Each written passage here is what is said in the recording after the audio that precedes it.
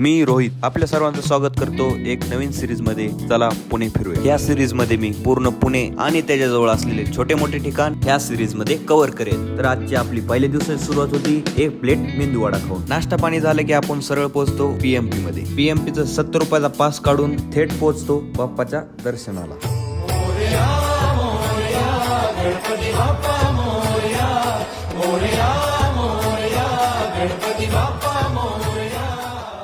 दर्शन झालं की आपण जाऊन पोहोचतो पुण्यातलं सर्वात फेमस असलेलं मार्केट, ते म्हणजे तुळशीबागेत. आणि इथली वाईब वेगळीच असते.